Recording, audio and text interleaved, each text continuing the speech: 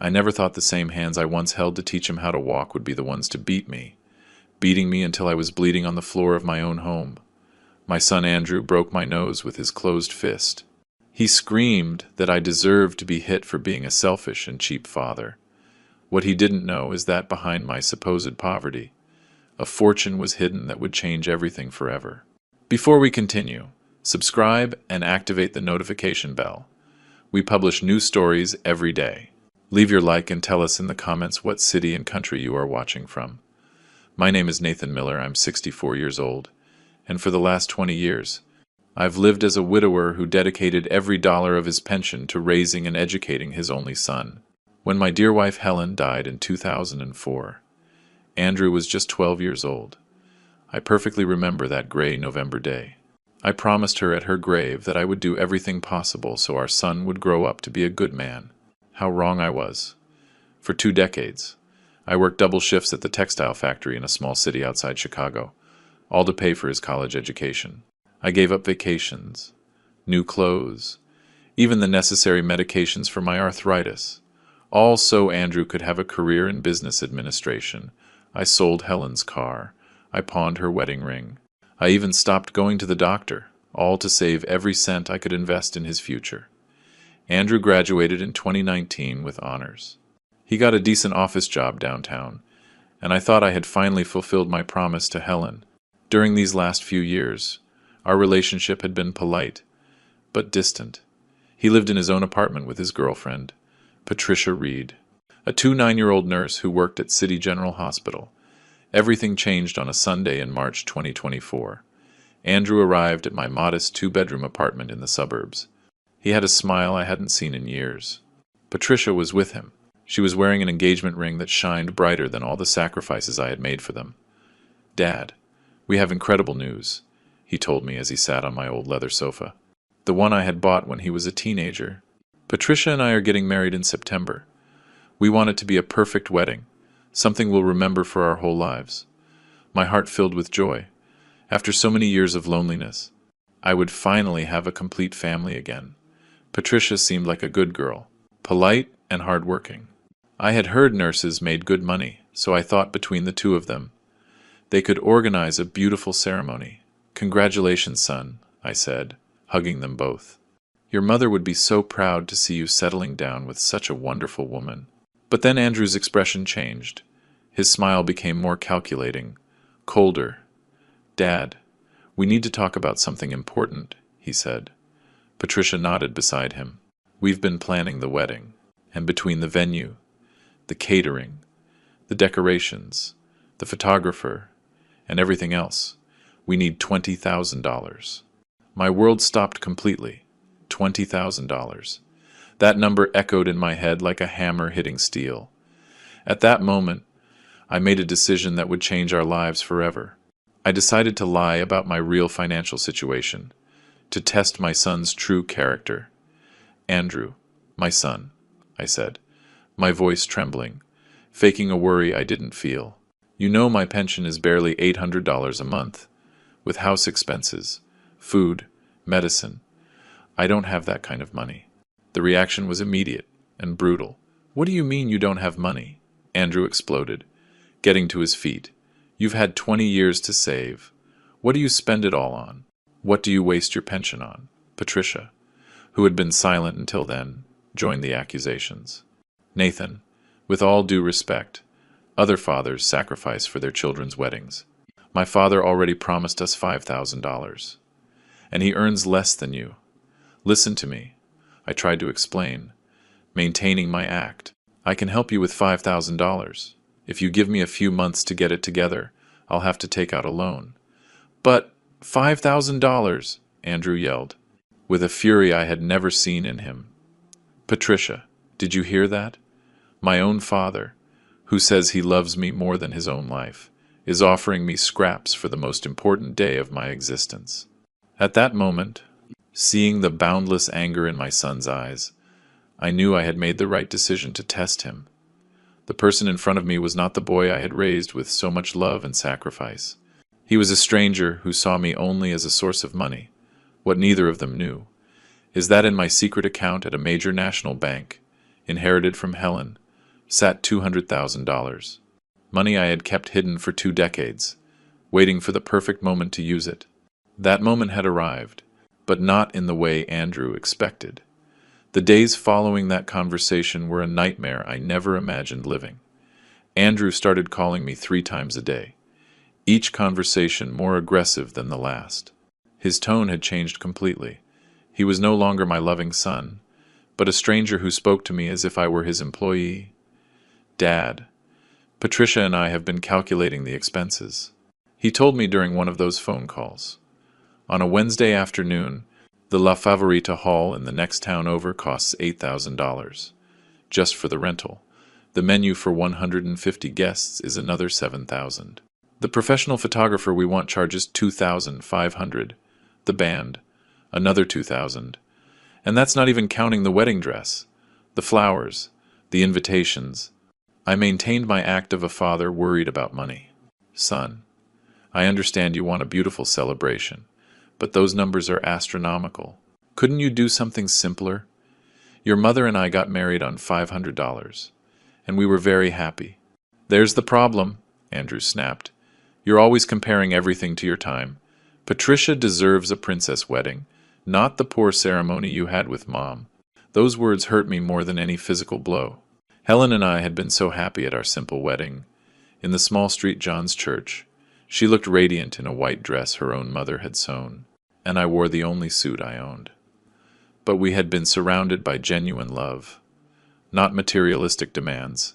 Andrew, don't talk about your mother like that, I warned him firmly. She was an extraordinary woman who valued love above appearances. Sure, that's why she died without ever knowing luxury, he replied, with a cruelty that left me breathless. Patricia isn't going to settle for crumbs like she did. I hung up the phone, trembling with rage. How did he dare speak about Helen like that? How had I raised such a monster without realizing it? That Friday, Andrew and Patricia showed up at my door unannounced. This time, Patricia took control of the conversation. Nathan, we need to talk. Seriously, she began, settling onto my sofa as if she owned the place. I've been looking into your finances, and frankly, I don't understand where your money goes each month. Looking into my finances? I asked, in disbelief. Who gave you the right to do that? Andrew told me you received a severance package when the textile factory closed, Patricia continued, ignoring my question. That was 3 years ago. Where is that money? It was true I had received a small severance of $8,000, but I had used it to repair the roof and replace the heating system. However, I decided to continue my act. That severance pay went to medical expenses and house repairs. I lied, partially, at my age. Health problems are expensive. Medical expenses, Andrew scoffed. You barely go to the doctor because you say you can't afford it. Patricia, do you see how he lies? Besides, Patricia added with a fake smile, I spoke with my boss at the hospital. She explained that seniors get a lot of tax breaks and discounts. You should have more available money than you admit. The manipulation was obvious. This woman had been calculating my supposed income like an auditor. I realized it wasn't just Andrew who had changed. Patricia was influencing him negatively, or maybe she had simply revealed her true ambitious personality. Listen, I told them, keeping my conciliatory tone. I understand your frustration. Let me do some calculations. Maybe I can get a personal loan using the house as collateral. I could get $10,000, but I would need 6 months to organize it. $10,000, Patricia screamed, standing up. That's not even half of what we need. Andrew, your father is mocking us. Patricia is right, Andrew said, his eyes bloodshot with anger. Dad, other fathers sell their cars, take out loans, mortgage their houses. They do whatever it takes for their children's happiness. Andrew, I already mortgaged this house twice to pay for your college education. I reminded him, don't you remember the sacrifices I made? The nights I worked double shifts so you could have books and school supplies? That was your obligation as a father, he yelled. I didn't ask you to bring me into this world. If you decided to have me, you had to accept the consequences. His words pierced me like daggers. 20 years of unconditional love, of silent sacrifices, of sleepless nights when he was sick. of shared joy in every one of his achievements, all reduced to an obligation. Look, Nathan, Patricia intervened, her voice calculatedly sweet. We don't want to pressure you, but my younger sister's father paid $15,000 for her wedding last year. My own father, who is an electrician and earns much less than what you must have in your pension, already promised us $5,000. How do you think I feel when I have to explain to my family that the groom's father can't even contribute half? Public humiliation. That was their strategy. Make me feel like a failure in front of strangers, as if my worth as a father was measured only by the amount of money I could hand over. Besides, Patricia continued, we already booked the date at La Favorita. If we don't confirm the full payment by April 30th, we lose the reservation and the $1,000 deposit we already paid. $1,000 deposit, I asked. Alarmed. Where did you get that money? Andrew got an advance at work, Patricia replied. But now his paycheck is being garnished for 6 months. That's why we need your help urgently. The trap was set. They had spent money they didn't have, betting that I would give in to the pressure. It was a perfectly orchestrated manipulation. Dad, Andrew pleaded, suddenly changing to a pitiful tone. You always said you would do anything for my happiness. This wedding is the most important thing that has ever happened to me. Patricia is perfect for me. Don't you want to see me happy? For a moment, my father's heart almost gave in. But then I remembered his cruel words about Helen, his shouting, his irrational demands. No, this wasn't love. It was emotional blackmail. Son, I told him with a firm voice, I will help you with $10,000, and not 1 cent more. That is my final offer. The silence that followed was deathly. Patricia and Andrew looked at each other with an expression I will never forget, absolute contempt for me. In that case, Patricia said, getting up, I think we have nothing more to talk about. They walked to the door. But before leaving, Andrew turned back to me. Dad, I hope you know that Patricia is going to tell her entire family that my father is a cheapskate, who prefers to hoard his money rather than make his only son happy. The door slammed shut with a bang that echoed through the house. I was left alone, surrounded by a silence that seemed to scream the magnitude of the betrayal I had just witnessed. That night, as I looked at the photograph of Helen on my nightstand, I whispered, My love, I think the time has come to find out what kind of man we really raised. 3 weeks passed with no news from Andrew. 3 weeks of absolute silence. It allowed me to reflect on the situation and to observe my son's true character from a distance. During that time, I kept my usual routine. The market on Tuesdays, a walk in Willow Creek Park on Thursdays, and the weekly visit to the cemetery where Helen rests. It was precisely during one of those visits, on a sunny Saturday in April, that the incident occurred that would trigger the tragedy. While I was cleaning Helen's headstone and telling her about the problems with Andrew, I heard a familiar voice behind me. Mr. Miller, how are you? I turned and saw Betty Jimenez, a 70-year-old woman who lived in my building. Betty had been a widow for 5 years and had serious financial problems. Her pension was insufficient, and her children, who lived in Barcelona, rarely helped her. Hello, Betty. Just here visiting my Helen like every week, I replied, wiping my hands on a handkerchief. Mr. Miller, I need to ask you a huge favor, she told me, her voice trembling. My granddaughter Lucy is graduating from nursing school next week. She's the first person in our family to get a college degree. I want to give her something special, but I don't have enough money. Betty was a dignified woman who never asked for help.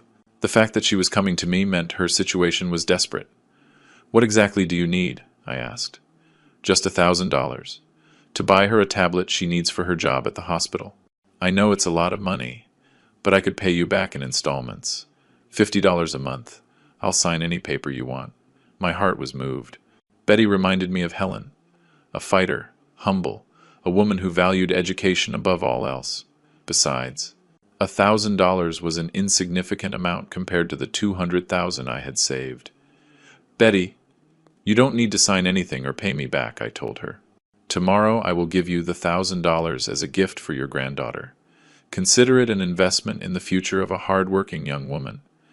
Tears rolled down her wrinkled cheeks. "Mr. Miller, you are an angel. I don't know how to thank you." The next day, Sunday morning, I withdrew $1,000 from my bank account and gave it to Betty. She cried with emotion and blessed me over and over. Seeing her happiness filled me with a satisfaction I hadn't felt in months.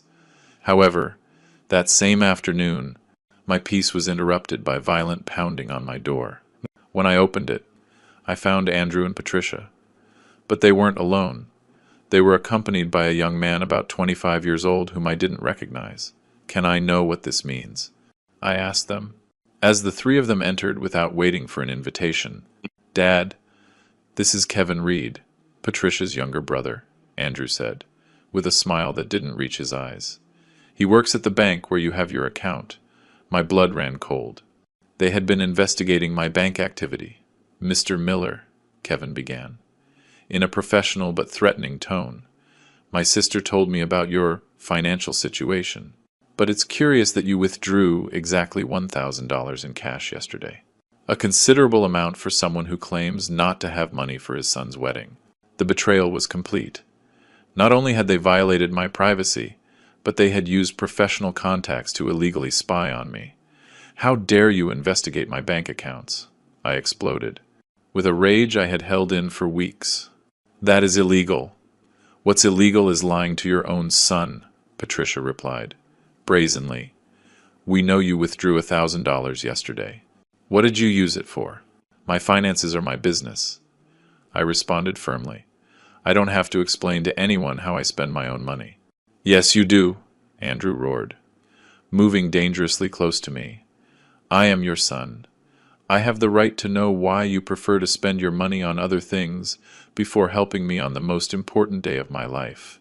"Other things," I repeated, in disbelief. "You think $1,000 changes anything? You asked me for 20,000. "Every dollar counts," Patricia yelled. "You say you don't have money, but yesterday you spent $1,000 on who knows what." "If you're so interested," I said, finally losing my patience. "I gave that $1,000 to Betty Jimenez, my neighbor, so she could buy a tablet for her granddaughter who is graduating as a nurse, a young woman who actually values education and effort." The silence that followed was deafening. The three of them looked at me as if I had confessed a crime. "You gave $1,000 to a stranger," Andrew whispered, in a voice I didn't recognize. "To a stranger who isn't even family." "Betty is not a stranger," I explained. "She is a dignified woman who raised 3 children alone, worked for 40 years as a seamstress, and now lives on a miserable pension while her own children have abandoned her. Her granddaughter Lucy is an exemplary young woman who— I don't give a damn about that old woman and her granddaughter." Andrew exploded, with a violence I had never seen. "You are my father. I am your blood. How can you give money to strangers when your own son is asking you for help?" "Andrew, lower your voice," I warned him. "The neighbors are going to hear." "Let them hear," he bellowed, out of his mind. "Let everyone know that my father prefers to help any stranger before his own family." Patricia and Kevin exchanged knowing glances. It was clear they had come prepared for this confrontation. "Nathan," Patricia said, her voice poisonous, "this proves that you do have money available. If you could give away $1,000 without thinking, it means you can help us with much more." "Exactly," Kevin added. "Mr. Miller, I've worked at the bank for 3 years. I know the spending patterns of clients. You have more money than you admit. Are you threatening me?" I asked, looking directly into Kevin's eyes. "We're not threatening you," Andrew replied with a cruel smile. "We're just opening your eyes. Dad, are you going to give us that $20,000? Or are you going to lose your only son forever? And if I refuse?" I asked, defiantly. "If you refuse," Andrew said, moving in until he was inches from my face, "you will never see us again. Patricia and I will move to another city. You will not meet your grandchildren. You will die alone and abandoned, like that pathetic old woman you gave my money to." "Your money?" I repeated in disbelief. "Andrew, that money was mine. I worked for it for 40 years. Your money should be mine," he shouted. "Out of control. When you die, it's all going to be mine anyway. But I need that money now. At that moment, something broke irreparably inside me. The mask had fallen completely.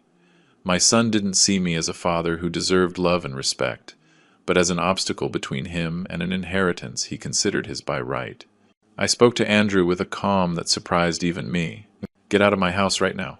"What did you say?" he asked, his eyes wide. "I said all three of you, get out of my house immediately," I repeated, pointing to the door. "I'm not going anywhere until you give me my money," Andrew roared. "Your money," I finally exploded. "You, ungrateful brat! I sacrificed my entire life for you. I worked myself to death to give you an education. I sold everything that had sentimental value so you could study. And you talked to me about your money. That was your obligation," he yelled, approaching menacingly. I didn't ask to be born. "No," I shouted back. "My obligation was to raise you until you were 18. Everything I did after that was out of love. But apparently, you don't understand what that word means." "You're the one who doesn't understand anything," Andrew bellowed. "You're a selfish, cheap old man who would rather die with his money than make his son happy. Get out of my house," I ordered. "Give me my money first. Get out." It was then that Andrew completely lost control. His eyes filled with rage, his hands clenched into fists, and for the first time in my life, I felt real fear of my own son. "You know what, Dad?" he said to me, his voice dripping with pure hatred. "You deserve to be hit for being such a selfish and cheap father. The first punch came so fast I couldn't dodge it." His closed fist hit me directly in the nose. I immediately felt the metallic taste of blood filling my mouth. The pain was indescribable, but the emotional betrayal hurt 1,000 times more. I fell backward. But Andrew didn't stop. His second punch caught me in the left eye, and the third in the ribs. Patricia was screaming, but not for him to stop. But for him to stop before someone called the police. As I fell to the floor of my own home, bleeding and gasping for air, the last thing I remember before losing consciousness were the words Andrew shouted at me. "The next time you tell me you don't have money, it will be much worse for you." Everything went black, but my mind, even in unconsciousness, was already planning the most calculated revenge of my life. I woke up in a white room that smelled of disinfectant and medicine. The sharp pain in my ribs immediately reminded me of what had happened. My left eye was swollen completely shut, and every breath felt like I had broken glass in my lungs. "Mr. Miller, please don't move suddenly." I heard a female voice beside me. A young nurse, probably Patricia's age, was checking monitors connected to my body. "Where? Where am I?" I murmured with difficulty. "You're at the Prince of Asturias University Hospital in our city," the nurse replied professionally. "Your neighbor, Betty Jimenez, found you unconscious in your building's hallway and called the ambulance. You've been here since last night. Betty, the same woman I had helped with $1,000, had saved my life." The irony was devastating. When I thought about the cruel words Andrew had said about her. "What are my injuries?" I asked, trying to sit up. But the pain stopped me. 3 fractured ribs, a severe contusion on your left eye, a minor fracture in your nasal septum, and multiple bruises on your torso, the nurse listed, writing something on a tablet. "Dr. Ramirez wants to talk to you when you feel better." As the nurse left the room, my mind began to process what had happened with terrifying clarity. Andrew had beaten me unconscious in my own home. My son, the person I had sacrificed everything for, had tried to kill me for money. But instead of feeling pain or sadness, something completely different began to grow inside me. A cold, calculating feeling that I had never experienced before, for the first time in my life. I was going to plan a meticulous revenge. About an hour later, a middle-aged doctor entered my room. His name tag read, "Dr. Fernando Ramirez. Traumatology." "Good morning, Mr. Miller." "I'm Dr. Ramirez," he said. "Reviewing my medical chart. Your injuries are consistent with a severe physical assault. The fractures in your ribs suggest kicks or blows with blunt objects." Can you tell me what happened? Here came my first moment of strategic acting. I decided to lie temporarily, to buy time and plan my revenge without interference. "Doctor, it was a domestic accident," I said with a weak voice. "I slipped in the bathroom and fell against the sink, and then against the floor. I'm old. My reflexes aren't what they used to be. The doctor looked at me with obvious skepticism. Mr. Miller, I've treated thousands of domestic accidents in my career. Your injuries are not consistent with a fall. The bruises on your ribs show specific patterns of direct impacts. Also, the nasal fracture indicates a direct frontal blow. Doctor, I assure you it was an accident, I insisted, maintaining my lie. I'm a clumsy man, especially when I take my arthritis medication. Dr. Ramirez didn't seem convinced, but he didn't press further. All right, Mr. Miller. However, I must inform you that per hospital protocol, any suspicious injury must be reported to the authorities. A social worker will come to speak with you tomorrow. Perfect. That would give me time to refine my strategy. That afternoon, while I was alone in my room, I began to plan every detail of my revenge. I knew Andrew would come to the hospital, probably faking concern, but really to make sure I kept quiet about what happened. I also knew I needed professional allies. During my years working at the textile factory, I had met Michael T. White, a labor lawyer who now had his own firm specializing in civil and criminal cases. Michael had helped me with some legal paperwork after Helen's death, and I had always found him to be an honest and cunning man. Using the room's phone, I called his office. White & Associates law firm. Good morning, a secretary answered. Good morning, this is Nathan Miller. I need to speak with Michael White urgently. It's a very delicate matter. One moment. Mr. Miller. Mr. White remembers you perfectly. I'm transferring the call. Nathan, how are you? It's been years. I heard Michael's familiar voice. Michael, I'm in the hospital. My own son assaulted me, and I need your professional help for a very complex case. There was a long silence before Michael responded. Nathan, this is very serious. Have you filed a police report? Not yet. I need to talk to you before making any legal decisions. But there are elements of this case that are going to surprise you. I'll be at the hospital in 2 hours, he replied. No hesitation. In the meantime, don't talk to anyone else about this. After hanging up, I focused on observing every detail of my situation. The nurses changed shifts every 8 hours. Doctors made rounds every 4 hours. Visitors could enter between 2 and 9 at night. I also began to practice my performance. When Andrew came, I needed to seem weaker and more vulnerable than I really was. I wanted him to feel secure, confident that he had intimidated me enough to keep me quiet. At 4 in the afternoon, just as I had predicted, Andrew appeared in my room. He came alone, without Patricia. His expression was a calculated mix of false concern and silent threat. Dad, how are you feeling? He asked, approaching my bed with cautious steps. Andrew, I murmured, faking more pain than I was in. My whole body hurts. I'm so sorry, Dad, he said, with a performance worthy of a professional actor. I lost control yesterday. I was so stressed about the wedding, about the money problems. But I never should have touched you, son, I whispered, activating the voice recorder on my cell phone, which I had hidden under the sheets. Why did you do this to me, Dad? Listen to me carefully, Andrew said, suddenly changing his tone to a more threatening one, but keeping his voice low. What happened yesterday was an accident. You fell in your house, understand? You slipped in the bathroom and hit the sink, but... Andrew, you hit me, I protested weakly. No, he hissed, leaning dangerously close to my face. I never touched you. You had a domestic accident. And that is going to be your story when the doctors, the police, or anyone else asks you. And if I don't, the mask of false concern disappeared completely. If you don't, Dad, what happened yesterday will look like child's play compared to what will happen to you. Patricia and I will disappear from your life forever. You will never meet your grandchildren.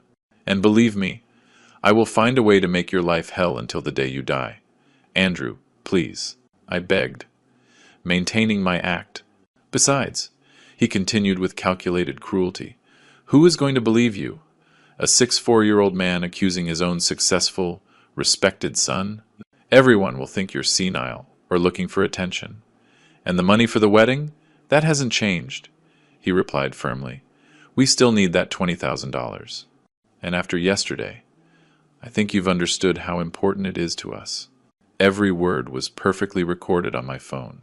Andrew was digging his own legal grave without even realizing it. Okay, son, I murmured, my voice breaking. I'll do what you ask. I'll say it was an accident. Perfect. He smiled, satisfied. I knew you'd come around. You're a good father, after all.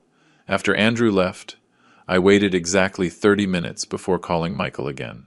Michael, can you come now? I have recorded evidence that is going to completely change this case. I'm on my way immediately, he replied. While I waited for my lawyer, for the first time in decades, I felt completely in control of a situation. Andrew believed he had successfully intimidated me, but in reality, he had just handed me all the legal tools I needed to systematically destroy his life. The revenge I was planning would not be emotional or impulsive. It would be cold, meticulous, and absolutely devastating. And the best part was, Andrew himself had provided the evidence to do it. Helen, wherever she was going to see how her husband finally taught their ungrateful son the true meaning of consequences. Michael T. White arrived at the hospital at exactly 6:30 in the evening. He carried a black leather briefcase and a professional digital recorder. At 52, he still had the same penetrating gaze and upright posture that had made him one of the most respected lawyers in the city. Nathan, he said, carefully closing the door to the room, before I listen to any recording, I need you to tell me exactly what happened, without omitting any details. For the next 45 minutes, I told him the whole story from the beginning. The initial request for $20,000, the illegal investigation of my bank accounts, the psychological manipulation, the help I gave Betty, and finally, the brutal beating Andrew gave me. Michael took meticulous notes in a legal pad, stopping occasionally to ask specific questions about dates, potential witnesses, and available evidence. Nathan, he said, when I finished my story, what you're describing constitutes several serious crimes: physical assault with injury, threats, domestic violence, and possibly extortion. But before we proceed, I need to hear that recording you mentioned. I played the full conversation I had recorded during Andrew's visit. Michael listened in absolute silence, his expression growing more serious as the recording progressed. My God, he murmured when the playback finished. Nathan, your son just confessed to multiple crimes on a recording that is perfectly admissible as evidence in court. We have explicit threats, intimidation of a domestic violence victim, and an indirect admission of the assault. But that's not all, Michael, I said, pulling out a folder I had kept hidden. Over the years, I've kept all the documents of the sacrifices I made for Andrew. His college invoices, receipts for books, my own medical expenses that I postponed to pay for his studies, even the receipt for the sale of Helen's wedding ring. Michael carefully reviewed each document. This is pure gold for the case. It shows the pattern of paternal sacrifice and the extreme ingratitude of the aggressor. But there's something else I need to know. Nathan, are you really in serious financial trouble? Here came the moment to reveal my most guarded secret. Michael, I need this to remain under absolute attorney-client privilege until we decide how to use it strategically. Of course, everything you tell me is protected by privilege. I have $200,000 in a savings account at a major national bank. It's the inheritance Helen left me when she died. But I never mentioned it to Andrew, because I wanted him to learn the value of effort and work. Michael was completely still for several seconds. Are you telling me you pretended to be poor for 20 years to educate your son? Exactly. I wanted Andrew to value what he had, to understand that money is earned with sweat and sacrifice. But apparently, I failed as a father and educator. Nathan, Michael said, with obvious admiration. You didn't fail. Your teaching strategy was brilliant. Andrew is the one who failed. By not learning the values you tried to teach him, how can we use this information? Michael began to pace the small room, clearly devising a legal strategy. We have several options, but I suggest a multi-phased approach. First, we need more evidence of the threats. And Andrew's pattern of aggressive behavior, what kind of evidence? Witnesses who have seen his behavior changes, records of his illegal investigation of your bank accounts, and if possible, more recordings of future threats. At that moment, I remembered a crucial detail.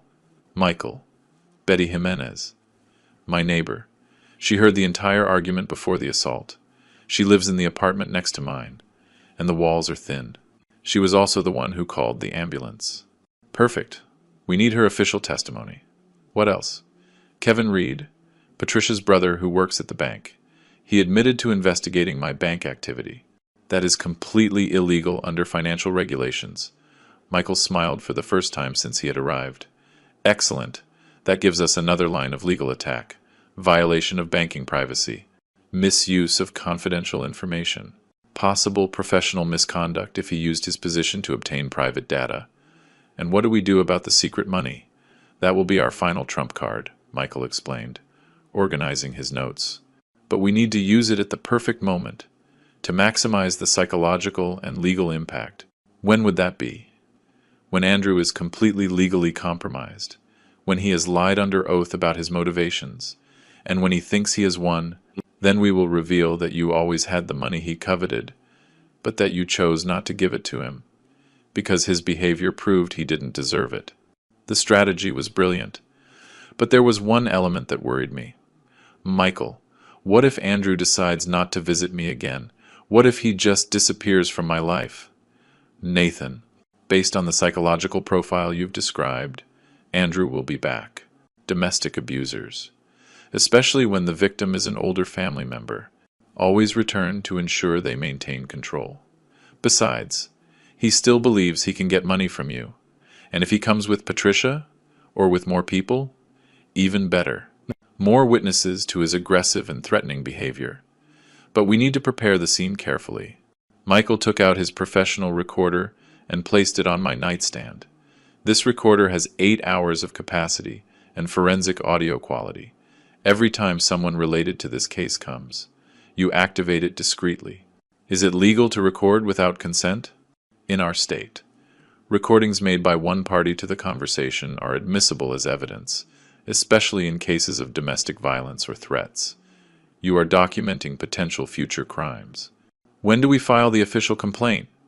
Not yet, Michael responded emphatically. First, we need to build an absolutely solid case.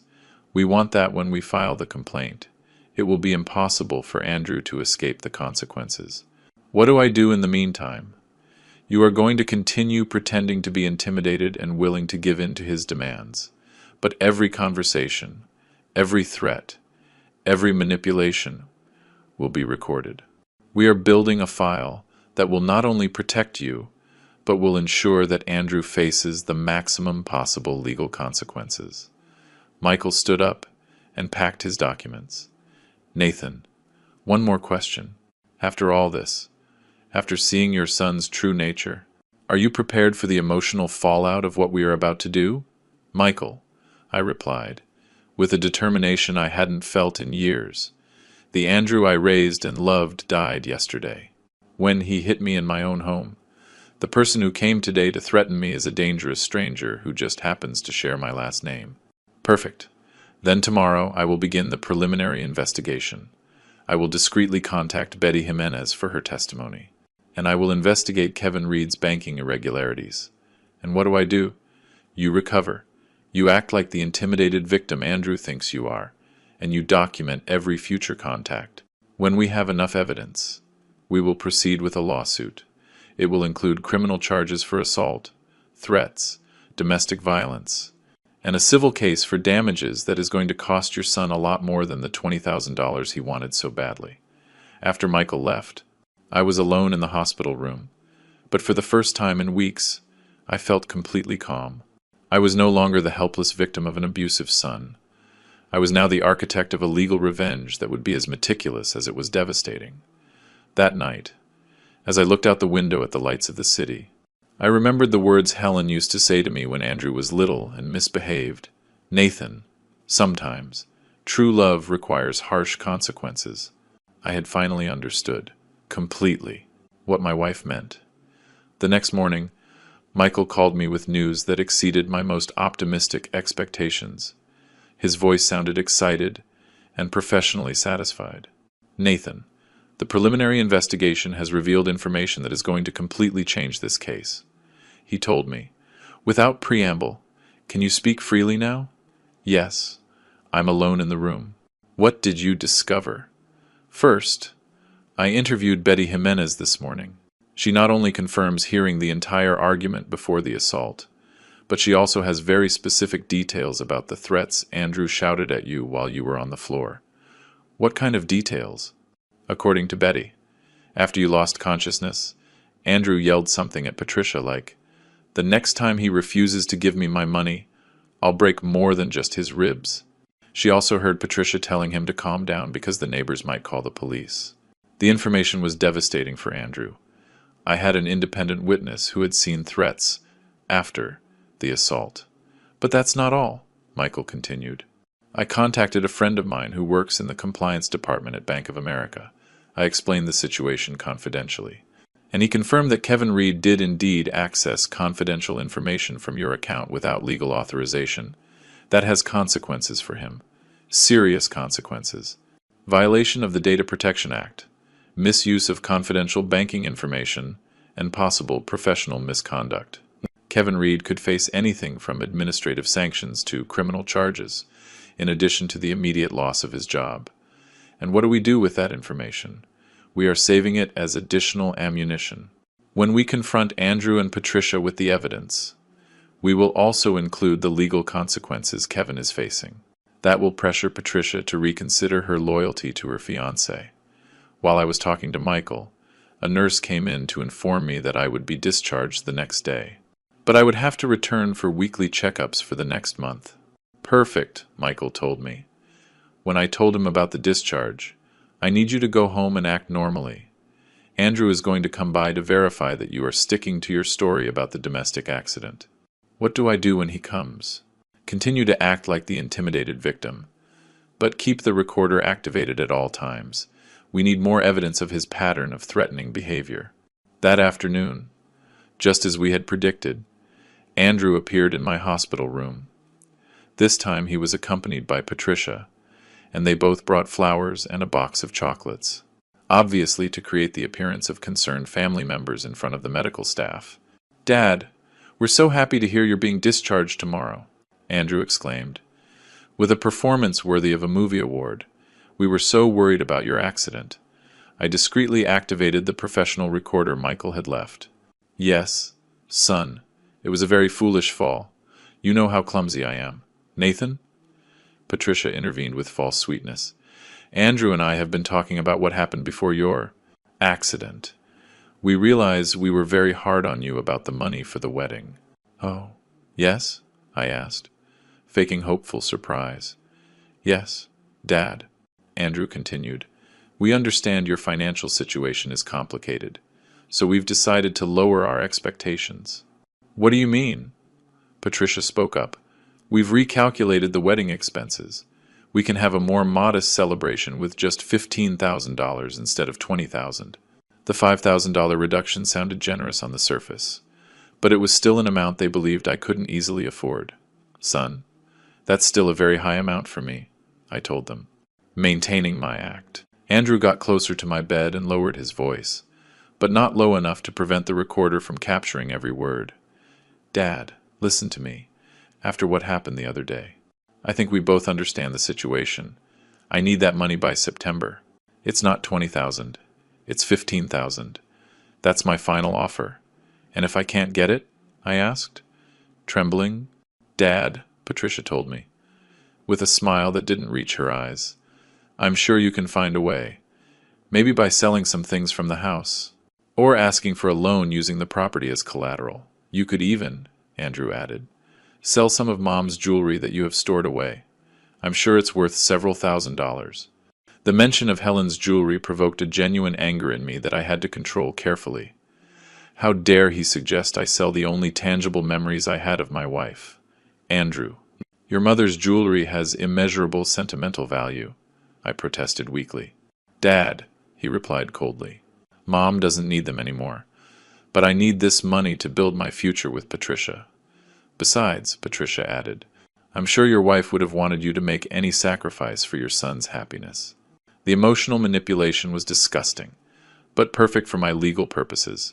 Every word was recorded as evidence of emotional blackmail and psychological manipulation. "All right," I murmured, my voice breaking. "I'll see what I can do." "Perfect," Andrew smiled, satisfied. "But Dad, I need you to understand something very important. The deadline to confirm the venue is May 15th.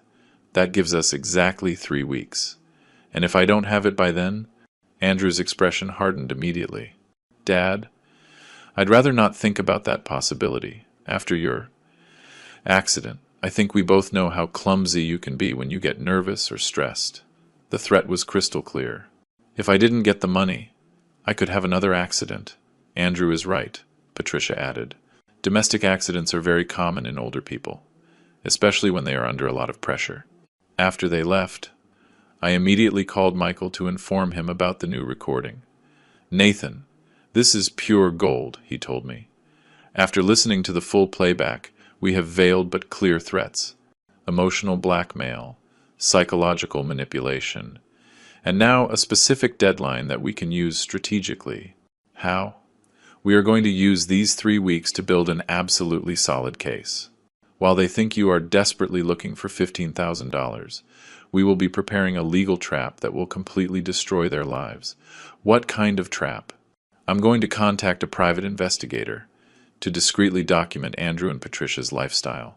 I want to know exactly what they spend their money on, if they have hidden debts, and what their real financial situation is."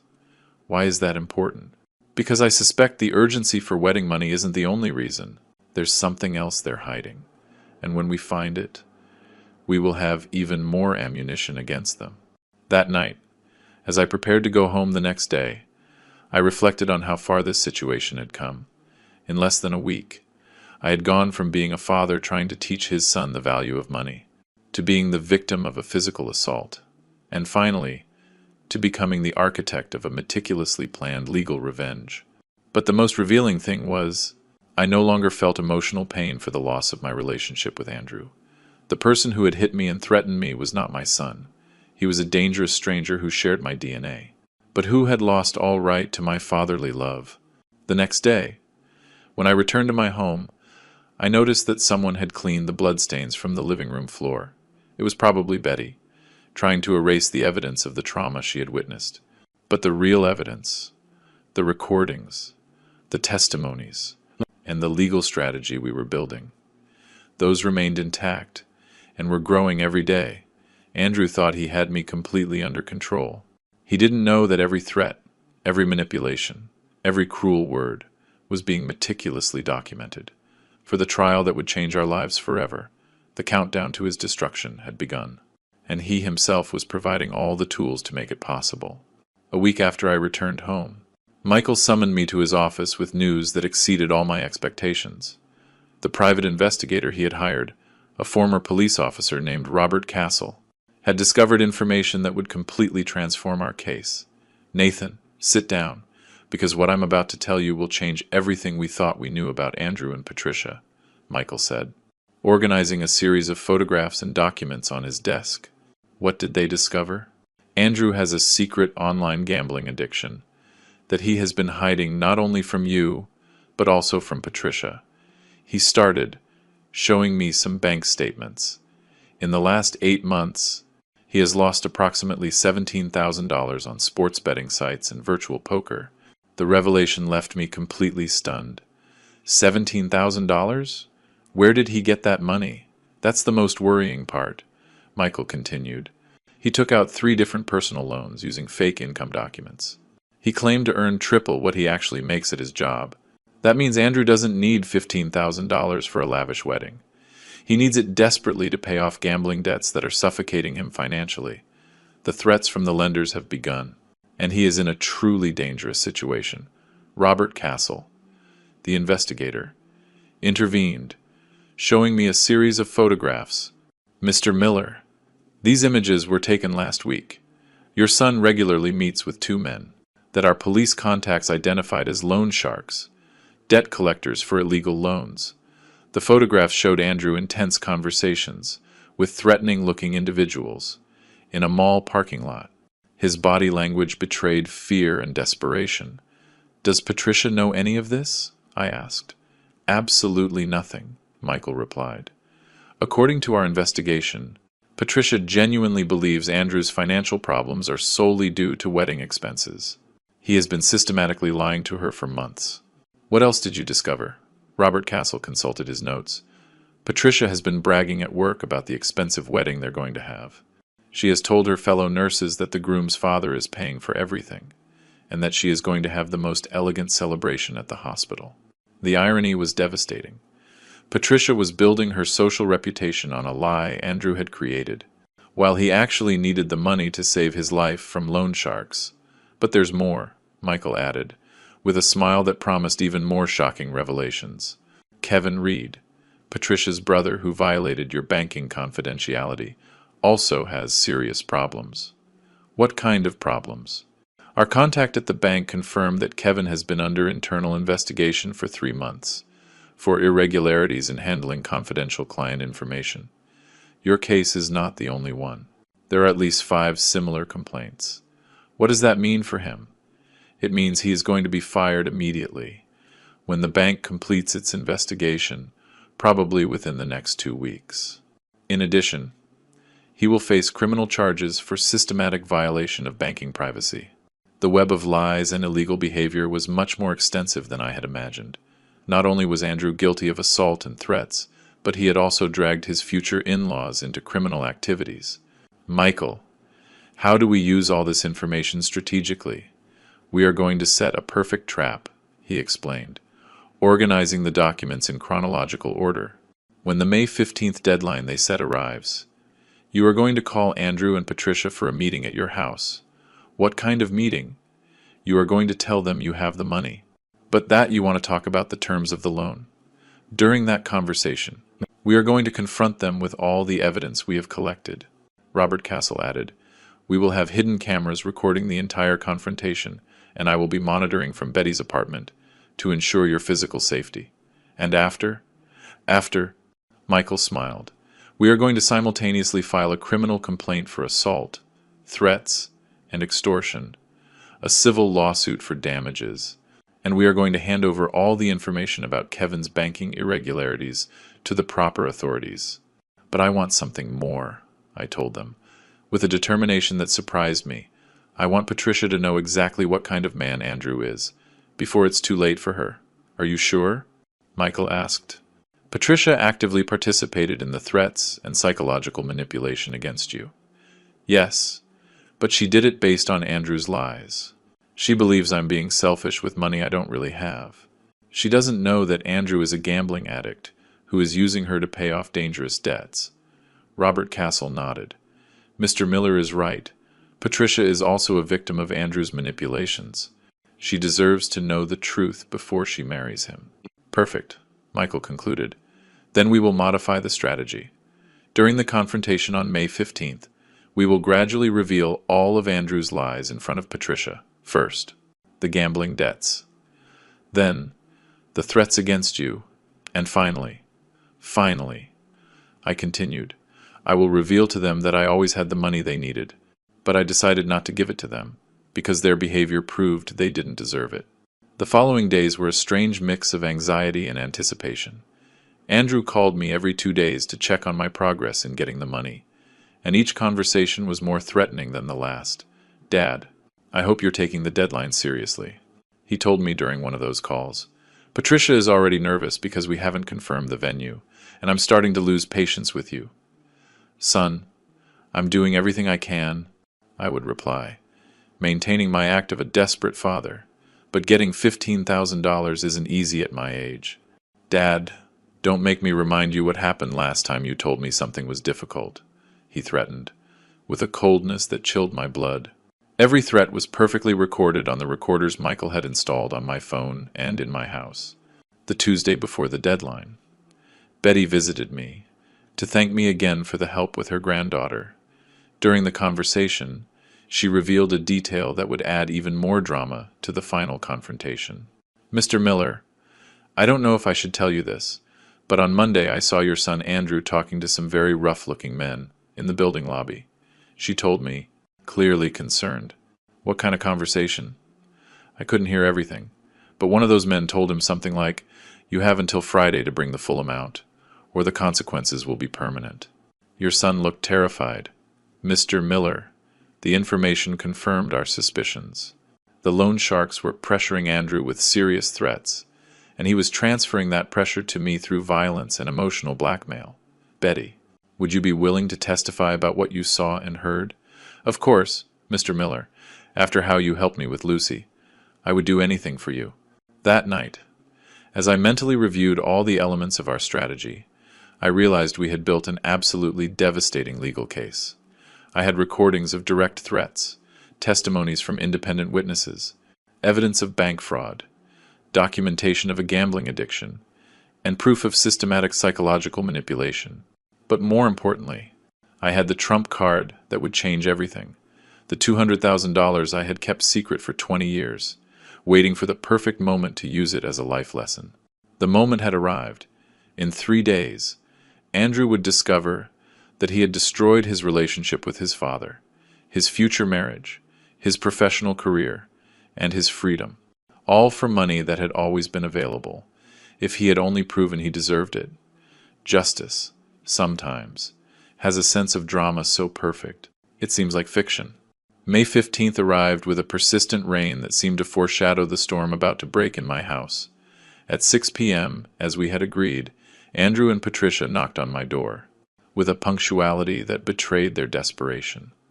"Dad, we hope you have good news for us," Andrew said, shaking raindrops from his coat.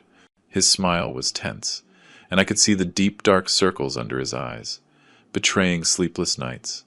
Come in," I told them, with apparent nervousness. "We have a lot to talk about." Robert Castle was hidden in Betty's apartment with monitoring equipment. Michael was waiting for my call from his office, and I had 3 professional recorders activated strategically throughout the house. "Nathan, we've been very worried," Patricia began, settling onto the sofa. "The deadline to confirm the venue is today, and we need to transfer the money before 9 p.m. Calm down, I told them, faking a calm I didn't feel. "I got the money. But I need to talk to you about some conditions." Andrew's eyes lit up immediately. "You got the $15,000? Where did you get it?" "Well, son, I had to make some financial arrangements. I took out a mortgage loan, using the house as collateral." "Perfect," Patricia exclaimed, clapping. "We knew you'd find a way. Fathers always find a way to help their children. But there are conditions," I continued. "Preparing for the first phase of the confrontation, the bank requires complete documentation on what the money will be used for. I need you to explain all the wedding expenses to me in detail." Andrew and Patricia exchanged a nervous glance.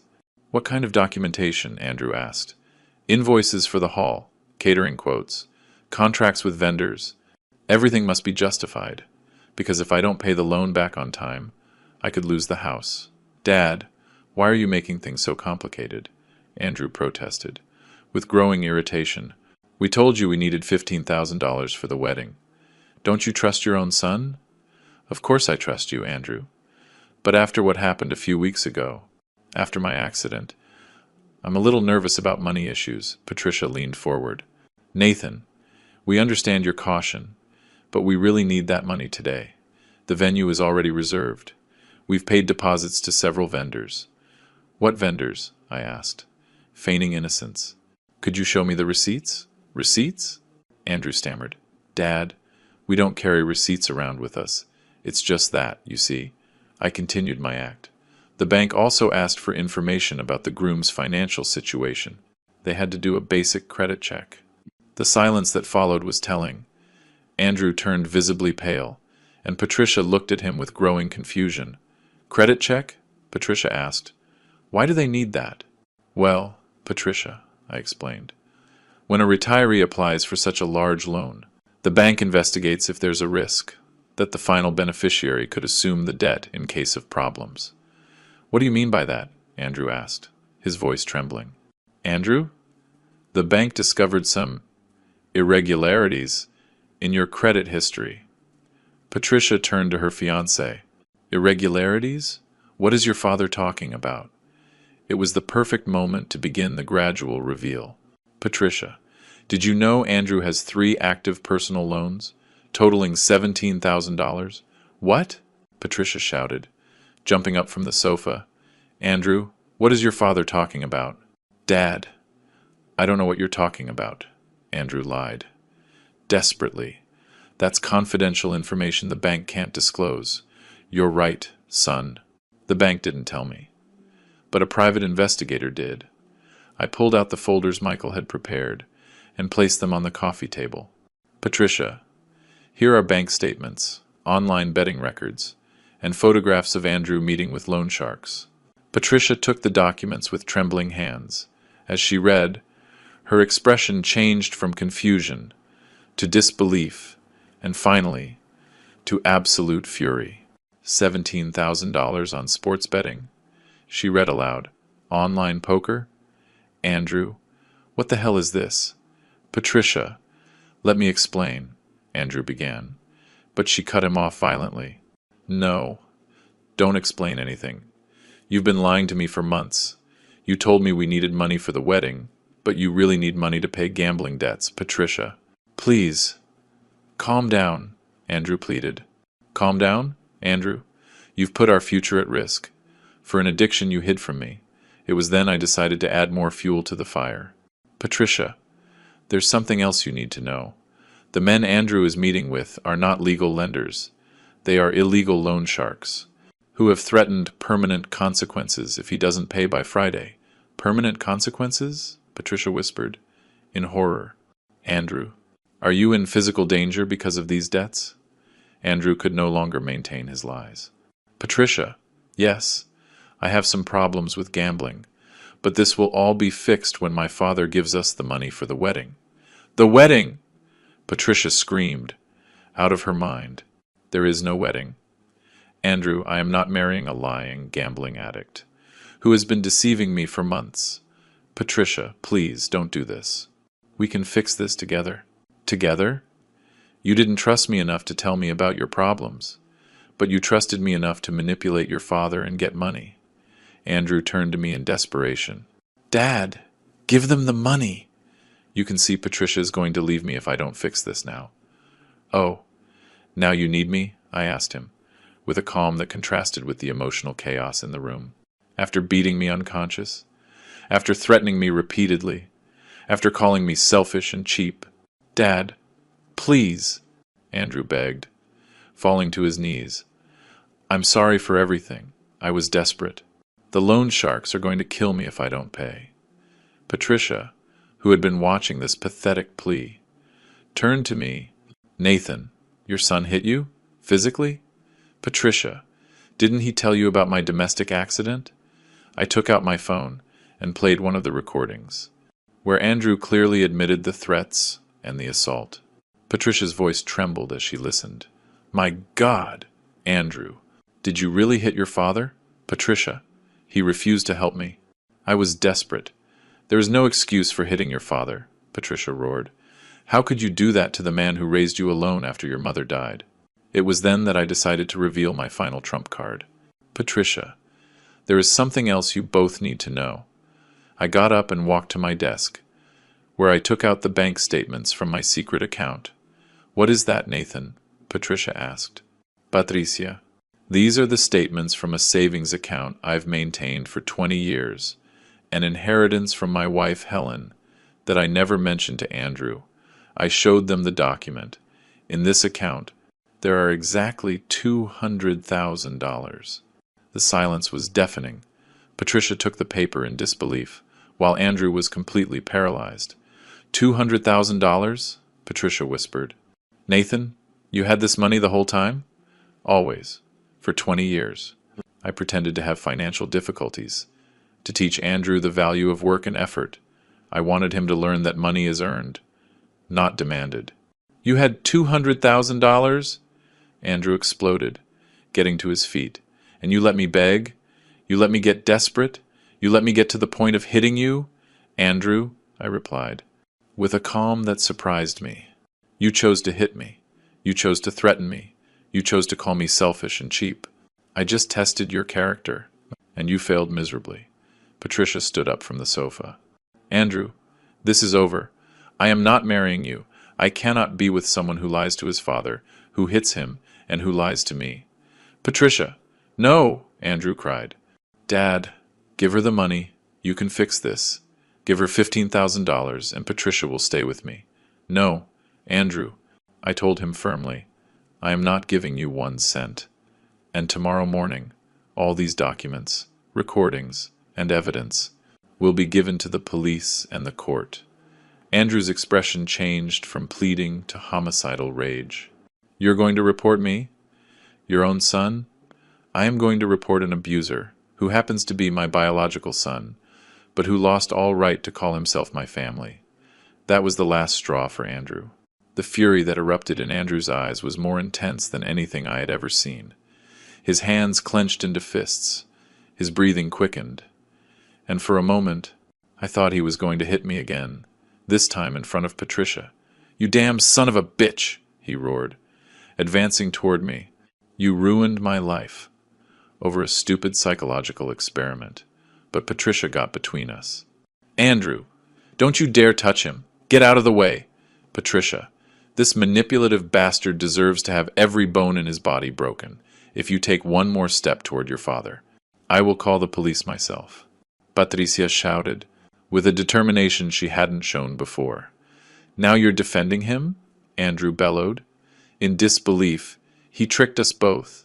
He had the money the whole time, and made us go through this. Yes, Andrew, he had the money, but you hit him. You threatened him. You lied to me about your gambling debts. Patricia turned to me, tears in her eyes. Nathan, although I don't agree with your methods, I understand why you did what you did. But Andrew chose violence. Just then, my cell phone rang. It was Michael, who had been listening to the entire conversation through the monitoring system we had installed. Nathan, are you okay? Robert says the aggression levels are escalating dangerously. I'm fine, Michael. Everything is going according to plan. Who is Michael? Andrew asked, with growing paranoia. My lawyer, I replied calmly. The same one who, tomorrow, will file the criminal complaint for assault, threats, extortion, and domestic violence. You can't do this to me, Andrew shouted. I am your son, your own flesh and blood. My flesh and blood doesn't threaten his father. My flesh and blood doesn't beat the man who raised him alone for 20 years. Patricia, who had been watching this exchange with fascination and horror, did something completely unexpected. She took off her engagement ring and threw it at Andrew's feet. It's over. Andrew, I am not marrying you. I cannot be with someone capable of hitting his own father. Patricia! No! Andrew begged, falling to his knees to pick up the ring. We can fix this! Dad, tell her we can fix this. No, Andrew, I told him, with a firmness that had taken 64 years to develop. Some things can't be fixed. Some lines. Once crossed, there's no coming back. Patricia walked to the door. Nathan, I am so sorry for everything that has happened. You didn't deserve to be treated like this. Regardless of your teaching methods. Patricia, wait. I stopped her. There's one more thing you need to know before you go. She paused in the doorway. What? Your brother Kevin is going to be fired from the bank next week. The internal investigations confirmed he violated the banking confidentiality of multiple clients, including me. Patricia's face fell. Kevin is going to lose his job over this, and he will face criminal charges. Violating banking privacy is a serious crime. Patricia turned to Andrew with pure hatred. Do you know what you've done? You involved my brother in your lies. Kevin has 2 small children and a mortgage. You've destroyed my family. 2. Patricia, I didn't know. Andrew started. You didn't know anything, because you only think about yourself, she shouted. You are a selfish, lying coward who hits old people. Patricia left my house, slamming the door with a violence that shook the frames. Andrew and I were left alone. He was kneeling on the floor, holding an engagement ring that no longer meant anything. Dad, he whispered, his voice broken. Can you forgive me? Can we forget all this and start over? Andrew, I replied, sitting down across from him. For 20 years, I gave you unconditional love. I sacrificed my health, my comfort, my dreams. I sold your mother's memories to pay for your college. I know, Dad, and I'm grateful. Grateful, I interrupted him. Do you think gratitude is shown with punches? Do you think love is earned with threats? I was desperate. No, Andrew. You weren't desperate. You were furious, because you couldn't control me. You were furious because I didn't immediately give in to your demands. I got up and walked to the window, overlooking the park where we had played so many times when he was a child. Do you know what the saddest part of all this is? What, Dad? That if you had come to me honestly, if you had confessed your gambling addiction, if you had asked me for help instead of demanding money, I would have given you not only the $15,000, but the professional treatment you need to overcome your addiction. Andrew stood up slowly. Can you still do that? Can we still fix this? No. Son, you lost that chance. When you decided violence was an acceptable tool to get what you wanted. Dad, please. Andrew, tomorrow morning, Michael will file the complaint. You are going to be arrested for assault, threats, and domestic violence against a senior. The recordings I have guarantee you will be convicted. And then what? You're going to let me rot in jail? You are going to face the consequences of your decisions, as you should. Andrew walked to the door, but before leaving, he turned back one last time. Dad, what about the loan sharks? If I don't pay them, they're going to do what they have to do. I replied coldly. You created that situation. You solve it. But they could kill me. Andrew, 3 weeks ago you begged me for money, claiming it was for your happiness. Then you hit me when I didn't give in to your demands. Now you're asking me to save you from the consequences of your addiction. At what point do you take responsibility for your own life? I'm your son. No, I said, with a calm that surprised me. My son died the day he hit me in this very room. You are a stranger who shares my last name. Andrew left my house that night, knowing that his life as he knew it was over. No fiancée, no wedding, no money, no family, and with multiple legal proceedings waiting for him. But I, for the first time in months, felt completely at peace. I had learned that fatherly love has limits, and that some betrayals are unforgivable. The rain had stopped, and through my window I could see the first stars of the night. Helen, wherever she was, could finally rest, knowing her husband had found the strength to set definitive boundaries. The next day, a new stage of my life would begin, a stage without Andrew, but also without the burden of carrying someone who had proven to be unworthy of my love and sacrifice. Sometimes, freedom comes disguised as loss. May 16th dawned with a clear sky, a dramatic contrast to the legal storm that was about to break over Andrew. At 9 a.m., Michael and I presented ourselves at the city police station, with a folder of evidence that was over 200 pages long. Nathan, before we go in, I want you to know this process is going to be emotionally very difficult, Michael warned me. As we walked to the main entrance, seeing your son arrested and processed won't be easy.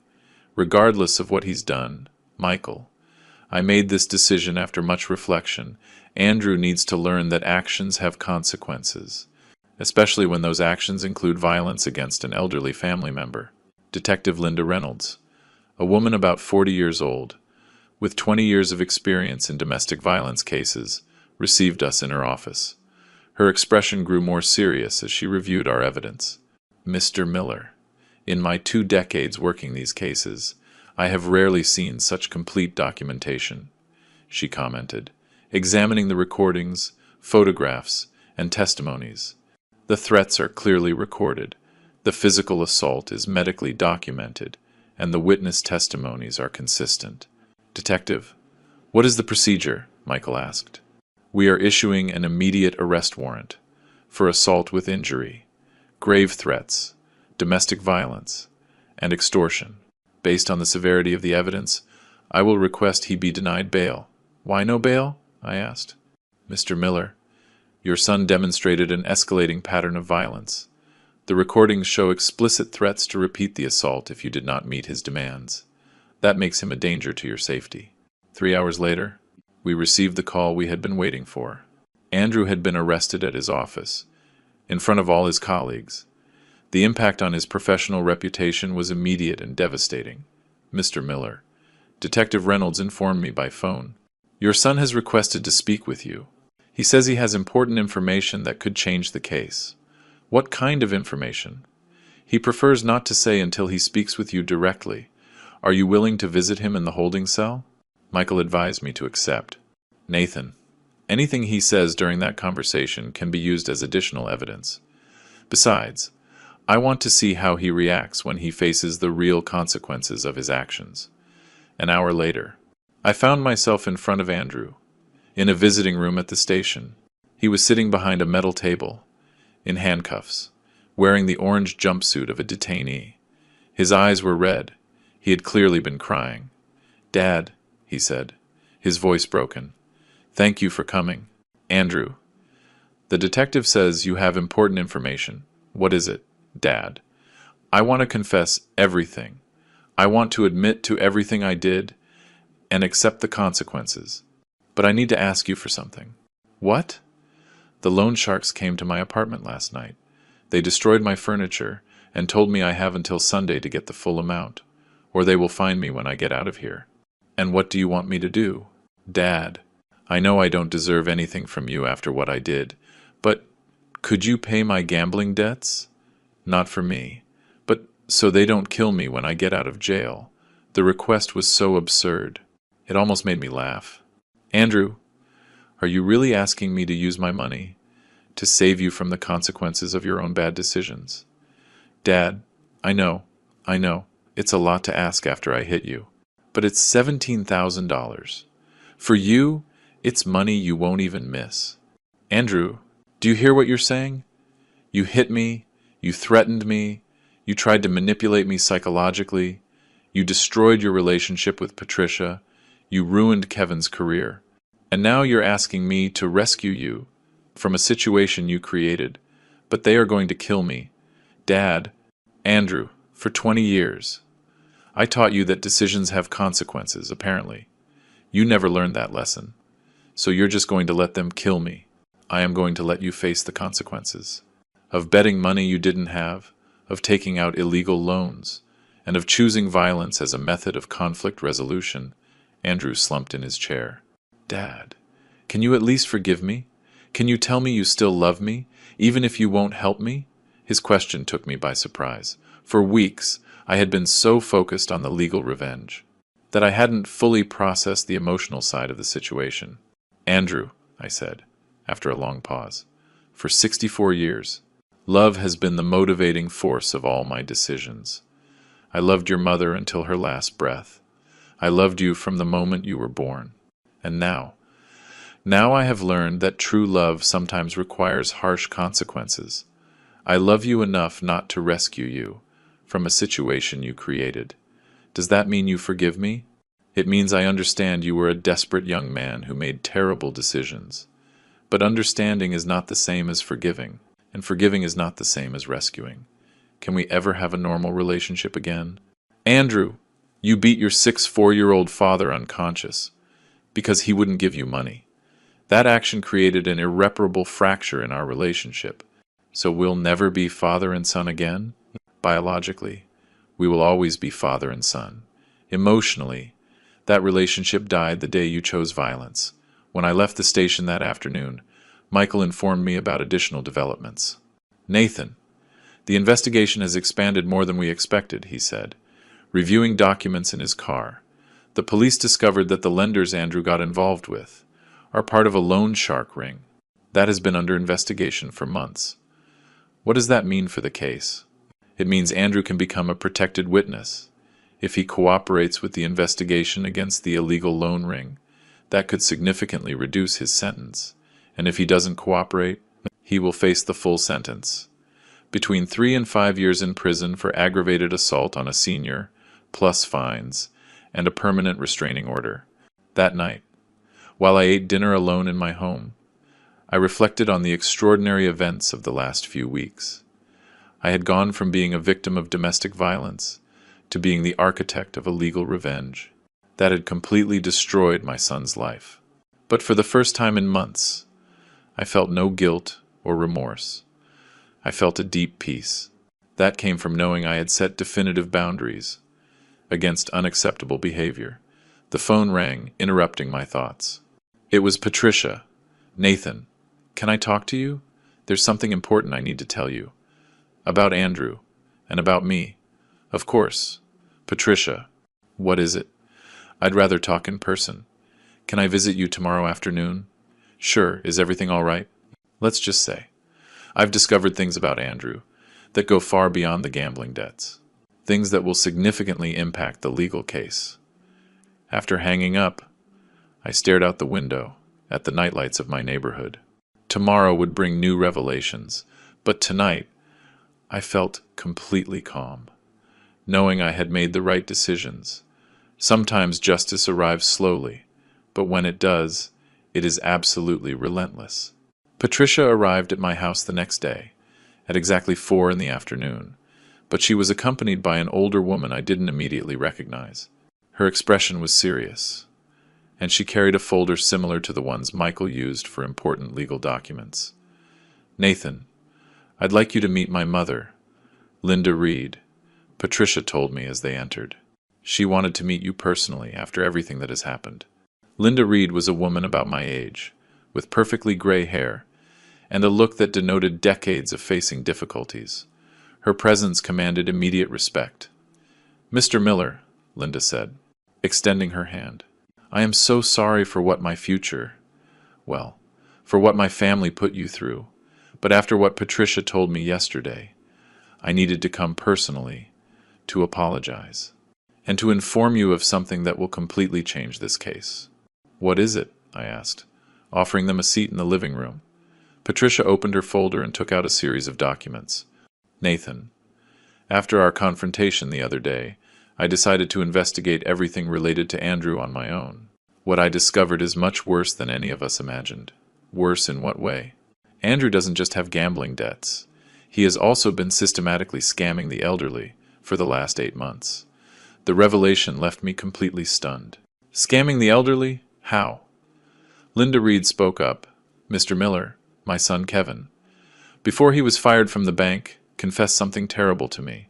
Andrew asked him for bank information, not just on you, but on other elderly clients with large savings accounts." "For what purpose?" "Andrew contacted these seniors, posing as a financial advisor," Patricia continued, "showing me printed documents. He told them their bank accounts had been compromised, and that they needed to transfer their money temporarily to a safe account that he managed." "My God," I murmured, reviewing the evidence. "How many people did he scam so far?" "We have identified 7 victims," Linda replied. "The total amount stolen exceeds $40,000. "How did you discover this?" Patricia explained. "After I broke off our engagement, I contacted some of the victims, who appeared in the bank documents you showed us. An 82-year-old woman, Mrs. Hope, told me that a very polite young man had called her, claiming to be an advisor from the bank, and that she needed to transfer $5,000 to protect her savings from hackers." "And she believed him?" "Not only did she believe him," Linda added, with indignation, "but Andrew personally went to her house to help her with the transfer. He exploited the trust of an elderly widow to steal her life savings." The magnitude of the betrayal completely overwhelmed me. Not only had I raised a son capable of hitting his own father, but also a predator who systematically preyed on vulnerable people. "Why are you telling me this?" I asked them. "Because we want you to know that you were not Andrew's only victim," Patricia replied. "And because we believe you deserve to know the complete truth about the man you raised. Besides," Linda added, "all of these victims are going to testify at the trial. Andrew won't just face charges for assault, but also for multiple counts of fraud, identity theft, and financial abuse of the elderly." Linda handed me another document. "Mr. Miller, the 7 victims have decided to file a joint lawsuit against Andrew. The total sentence could exceed 10 years in prison." "10 years?" I repeated, in disbelief. "At least," Patricia confirmed. "And that's not counting the financial restitution he will have to pay to all his victims." At that moment, the phone rang. It was Michael, with news that would perfectly complement the revelations I had just received. Nathan, can you speak freely? Yes, I'm with Patricia and her mother. They just brought me very important information about additional cases of fraud. Perfect, because I have related news. The police intercepted communications between Andrew and the illegal loan ring. Apparently, he promised to pay his debts with money he would get from his rich father and other stupid old people. That's recorded? Completely documented. Andrew not only admitted his plans to extort you, but he also described in detail his methods for scamming other seniors. Patricia and Linda exchanged looks of astonishment as they listened to my phone conversation. Michael, what does this mean for the case?